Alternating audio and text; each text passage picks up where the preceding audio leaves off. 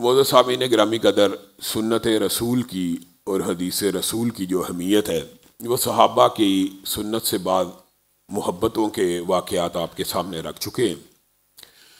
رسول اللہ صلی اللہ علیہ وسلم کی بات، رسول اللہ صلی اللہ علیہ وسلم کی سنت، اس کے بارے میں جو صحابہ کا اجماعی عقیدہ یہ ہے کہ جب وہ آ جائے تو پھر کسی اور کی بات نہیں چل سکتی۔ خود حضرت عمر، یہ آپ کے سامنے متعدد واقعات رکھ چکا ہوں، خود حضرت عمر کی زندگی میں بعض واقعات ایسے ہیں کہ آپ نے کوئی فیصلہ کیا، حتیٰ کہ اس کے بارے میں آپ کو صحیح حدیث کا علم نہیں تھا، لیکن جیسے ہی علم ہوا آپ نے رجوع کر لیا۔ ان میں سے ایک مشہور واقعہ یہ بھی ہے کہ حضرت عمر بیوی کے رشتہ داروں کو کہتے تھے کہ دیت نہیں ملنی، یعنی اس سے مراد یہ ہے کہ اگر کوئی خامن فوت ہو جائے تو اس کی دیت میں بیوی کا حصہ نہیں ہے۔ مختصر بات یہ ہے، حضرت عمر کا یہ نظریہ تھا کہ خامد مر جائے تو مرد کے رشتہ داروں کو تو حصہ ملے گا، لیکن بیوی کو اور اس کے رشتہ داروں کو حصہ نہیں ملے گا۔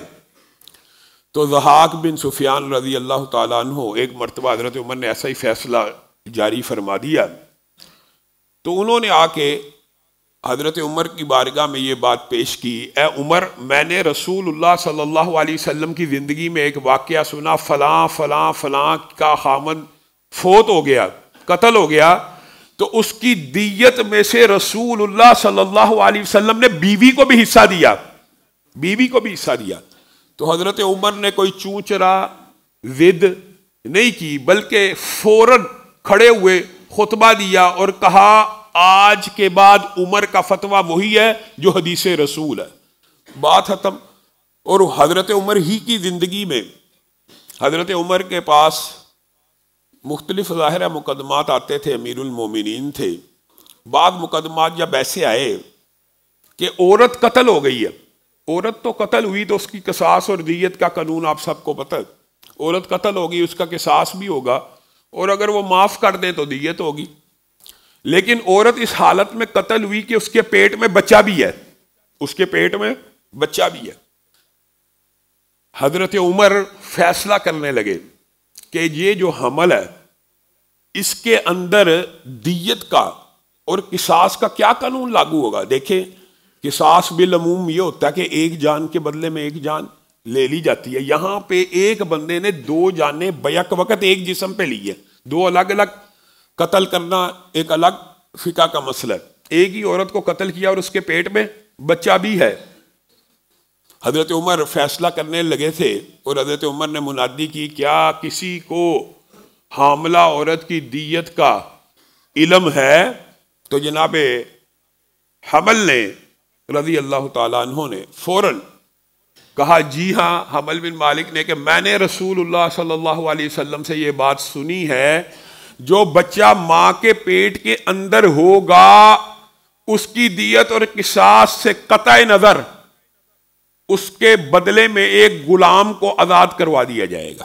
یعنی عورت کی دیت تو پوری ہوگی اور عورت کا قصاص تو پورا ہی ہوگا، اگر وہ معاف نہ کریں تو قصاصاً قتل کر دیا جائے گا، اگر معاف کریں گے تو دیت ہوگی۔ لیکن ہر دو صورتوں میں یا قصاص یا دیت لی جا رہی ہے، بچے کے بارے میں کیا حکم ہے؟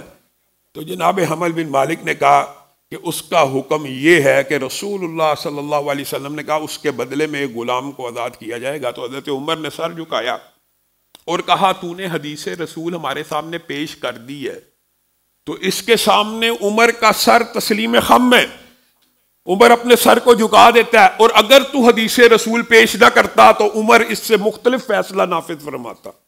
اگر تو حدیث رسول پیش نہ کرتا تو عمر اپنی عقل اور فہم یہی بات، یہ جو بات ہے اصل یہ دین ہے، اصل یہ منہج ہے کہ عقل میں کوئی بات آئی ہے یا نہیں آ رہی، عقل اس سے مخالف فیصلہ کر رہی ہے۔ جیسے ہی حدیث رسول آ گئی، حضرت علی اسی بارے میں منہج کو سیدھا بیان کر رہے ہیں۔ حضرت علی کے پاس عورت کا کیس آیا، عورت کو حضرت علی نے سنسار کرنے کا حکم دے دیا۔ لوگوں نے باتیں بنائی کہ اب وہی باتیں جو آج بھی معاشرے میں، جی قرآن میں کہاں ہے سنسار کا حکم، جی قرآن میں کہاں ہے، قرآن میں کہاں۔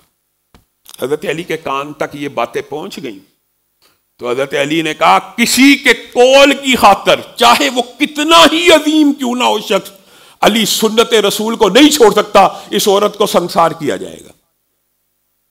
یہ ہے عقل میں نہ آنے کی اگلی بات حضرت علی نے خود بیان کی ہے۔ علی اگر عقل اور فہم و فراست کو دین سمجھتا ہوتا، علی حضرت علی خود کہہ رہے، اگر علی عقل کو، فہم و فراست کو، انٹلیکچوئلزم کو، جینیسزم کو، ذہانت کو، فطانت کو دین سمجھتا ہوتا تو علی ہمیشہ مسا پاؤں کے نیچے کرتا، علی ہمیشہ مسا پاؤں کے نیچے کرتا۔ لیکن میں علی نے رسول اللہ صلی اللہ علیہ وسلم کو مسا جرابوں کے اور پاؤں کے اوپر کرتے ہوئے دیکھا۔ اب بتائیے ایمانداری سے، جتنے بھی ذہین، ضروری نہیں ہوتا شریعت کے ہر حکم کی علت بھی معلوم ہو جائے۔ لوگ کہتے ہیں علت معلوم ہو جائے تو علت نہیں ہے تو وہ حکم بھی ختم ہو گیا۔ آج کل معاشرے میں غامدی نہیں ہے، فلسفہ عام کیا ہوا۔ جرابیں انسان چلتا ہے، ایمانداری سے بتلائیے کہاں سے گندی ہوتی ہیں؟ نیچے سے۔ مسح کرنے کا حکم کہاں پہ ہے؟ علت کیا ہے؟ اللہ تعالیٰ جانتے ہیں، ہر حکم کی علت معلوم نہیں ہے۔ اور آپ حیران رہ جائیں گے، حضرت علی اس دور میں لوگوں کو یہ بات سمجھا رہے ہیں اگر عقل فیصلہ کرتی تو پاؤں کے نیچے مسح ہوتا، لیکن سنت رسول ہے اس لیے علی بھی پاؤں کے اوپر مسح کرے گا۔